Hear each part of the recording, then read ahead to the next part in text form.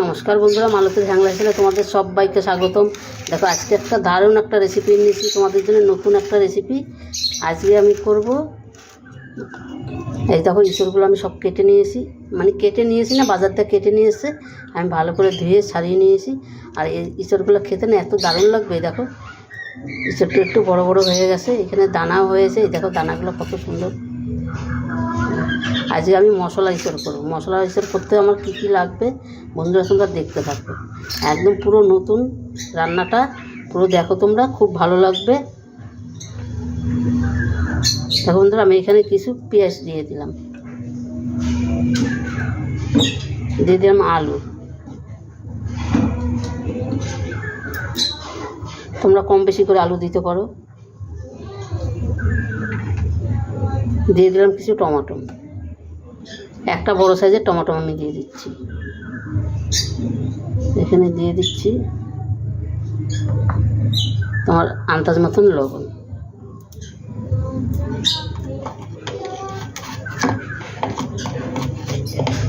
দিয়ে দিচ্ছি হলুদ গুঁড়ো, আর একটু লাগবে,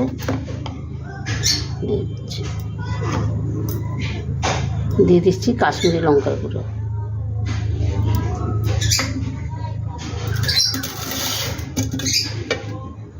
এখানে দিয়ে দিলাম সর্ষের তেল। আমি এটা রান্নাটা আমি সর্ষের তেল দিয়েই করব।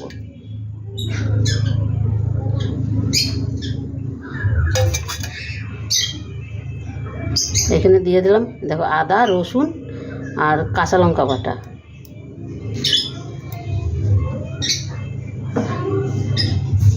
দিয়ে দিলাম কিছু চিংড়ি মাছ।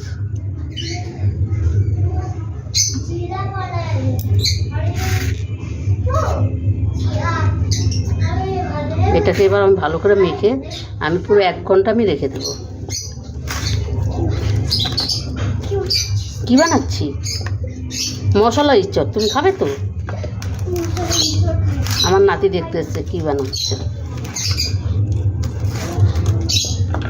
এটা এতটাই ভালো হয়, সুন্দর হয় খেতে বন্ধুরা, কি বলবো তোমাদের, দারুণ দারুণ হয় খেতে। এটা মামন তুলেছে, মামন সুইমিং পুল বানাইছে, সেটা মামন ভেঙে ফেলেছে।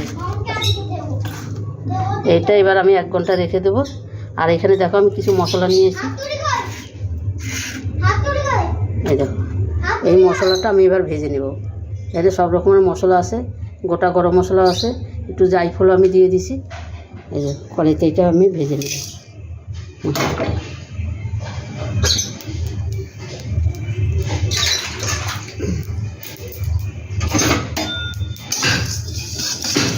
দেখো শুরু করে দিল, টুকটাক শুরু করে দিল।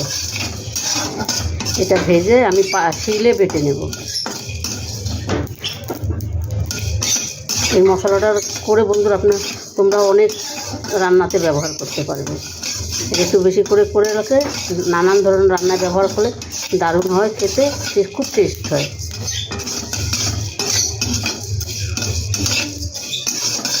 হয়ে গেছে মশলাটা আমার ভাজা, এবার আমি নামিয়ে নিই।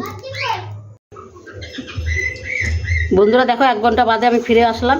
এবার দেখো আমি কড়াইতে তেল দিয়ে দিছি। আমি কেন এখানে একটু বেরেস্তা করেছি, ওইটার মধ্যেই আমি সেটা রান্না করে নিই। এখানে আমি কিছু গোটা গরম মশলা দিচ্ছি, আমি বেশি কিছু দিই নাই। এই যে আমি কিছু অল্প কিছু দিয়ে দিচ্ছি।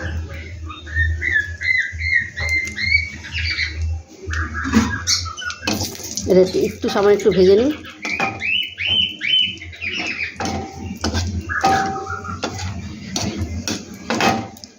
এবার আমি এটাকে দিয়ে দেব।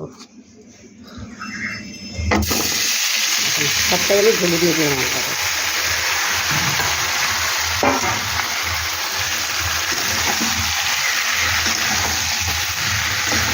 এটা এবার আমি আস্তে আস্তে কষাবো, ঢাকা দিয়ে দিয়ে রান্নাটা করে নিই।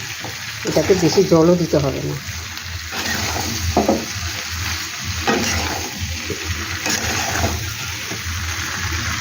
এবার আমি ঢাকা দিয়ে দেবো।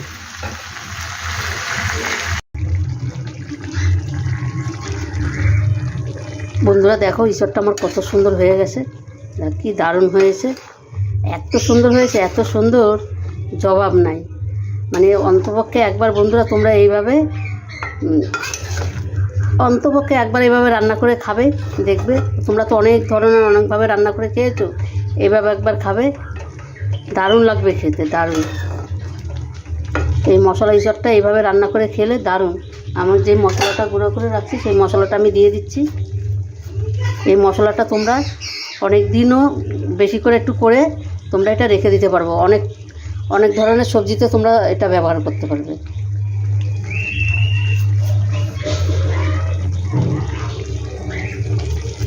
আমি আগে একটু চিনি দিয়ে দিচ্ছি বন্ধুরা, আমি কিছু বেরেস্তা করছিলাম সেই বেরেস্তাটা আমি দিয়ে দিচ্ছি, কিছু বেরেস্তা দিয়ে দিচ্ছি। এটা একটা কি বলবো, অসাধারণ অসাধারণ। বন্ধুরা তোমাদের রেসিপিটা কেমন লাগলো তোমরা লাইক কমেন্ট শেয়ার করবে, আর যদি ভালো লাগে তোমরা সাবস্ক্রাইবার করবে, বন্ধুর সাথে বেশি বেশি করে শেয়ার করবে।